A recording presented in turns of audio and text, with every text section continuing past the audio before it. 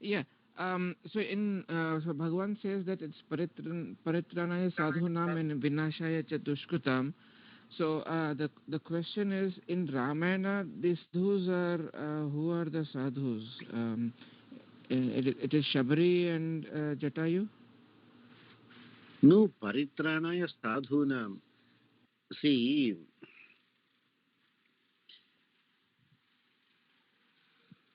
Jatayu Bhagavan did Dahana Samskaram and granted him moksha prapti. Actually, Jatayu did not do direct Sharanagati because he fought for Rama. Bhagavan, out of his compassion, did the funerals and sent him to Vaikuntham. In the case of Shabari, Bhagavan was only a witness for her ascending to moksha. As you know, the significance of Kaninin Siritambu, Shabari has already surrendered to her acharyas. Her acharyas have granted her moksha. They only advised her stay on the planet Earth for some more time until you give some hospitality to Lord Rama, and then you can come to Vaikuntham. Paratantriam. She did not say, how can I live without you? I also want to come with you. No.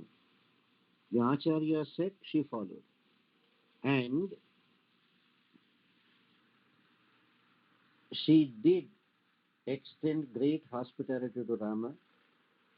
In fact, Rama wanted to know the places where her acharyas used to play, Matanga Maharshi's Sishyas. She showed all the Agnihotras, the dhotis, where they were worshipping, etc. Then afterwards, she requested Rama for permission. Rama, will you permit me now to go to Vaikuntham and serve my acharyas? Shabari Moksha Sakshi Bhuta. He was only a witness. Then Paritranaya Sadhunaam. Vibhishana is a sadhu. When Vibhishana came for Sharanagati, Rama perfectly gave Sharanagati to him. And not only that, he announced, even if the worst sinner Ravana comes, he will still forgive him if he comes for Sharanagati. He will forgive all his mistakes and give him moksha. Of course, Sugriva did Sharanagati. But there are some difficulties with the Sharanagati of Sugriva. Paritranaya Sadhunam, the Maharshis of Dandakaranya, they are all sadhus. They were literally harassed, killed, tortured by the Rakshasas. In fact, I hope you remember in Valmiki Ramayana, the Maharshis show to Rama a heap of bones that is as big as a hill. You know what they say? Rama, these are all the bones of Maharshis. As they were doing tapasya, these Rakshasas will just walk in.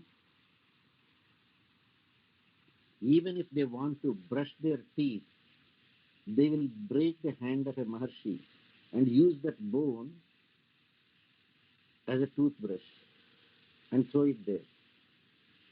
So that is how we are tortured by these Rakshasas, Rama. Rama was totally melted to see the hill of bones of Maharshis and the way they were tortured as explained by the other Maharshis. Rama immediately decided to kill all the 14,000 Rakshasas. In fact, even though Sita Devi was not very much for it, Sita Devi told Rama a story. Do you remember, any one of you?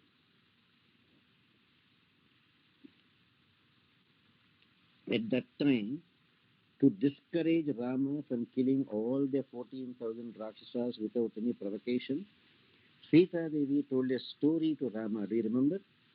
Any one of you? All right. Sita Devi tells the story.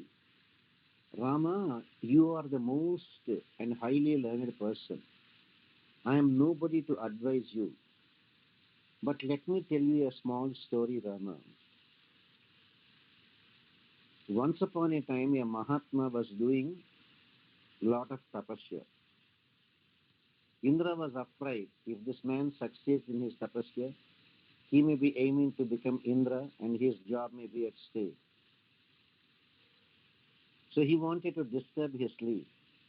This time, instead of sending Rambha, Urvashi, Menaka, etc., Indra himself came personally and gave that Mahatma a big sword and said, Mahatma, I am going on an urgent purpose to somewhere. I cannot carry this sword with me. Can I keep this sword with you for safe custody? For safe custody. And when I am returning, I'll come and pick up this sword. That Mahatma said, no problem, just leave it here. Indra went away.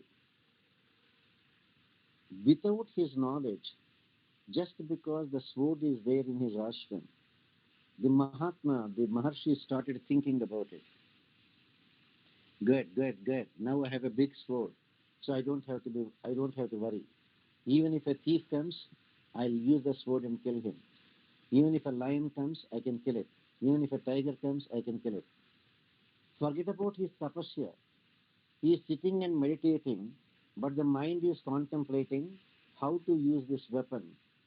And he was spending hours and hours sitting for meditation, but subconsciously thinking about the sword. And the whole meditation got disturbed. That's what Indra wanted. Sita Devi gives this example and says, Rama, we are living in the forest like Vanaprasthas. Why these weapons with you, Rama? Why these weapons? If you want to follow Kshatriya Dharma, you can follow it after we return to Ayodhya. And when you are there in Ayodhya, when you are there as the king of Ayodhya, you can follow Kshatriya Dharma. Right now, why these weapons? She was afraid because the weapons are there. Rama is tempted to use them and kill all the Rakshasas.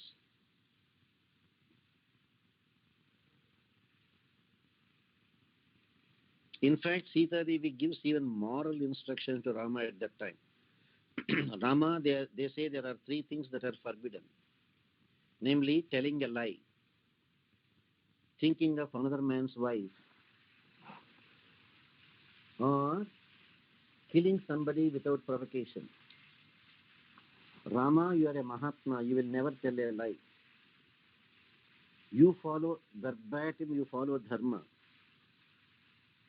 You will never think of another man's wife. But the third one, Rama, fighting and killing somebody without provocation, is the most dangerous one, Rama. I don't want you to do that. That's how she started telling. But in Rama gave one line reply. Those Maharshis sought my protection. I promise to protect them.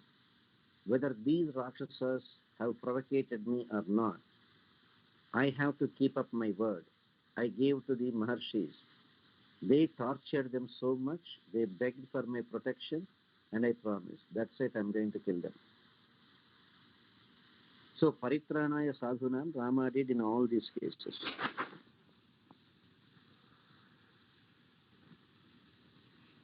Paritranaya means they should be subjected to torture, and they came and asked for protection, Rama gave. Maharshis were tortured by the Rakshasas. They sought protection, Rama gave them protection. Paritranaya Sadhunaam.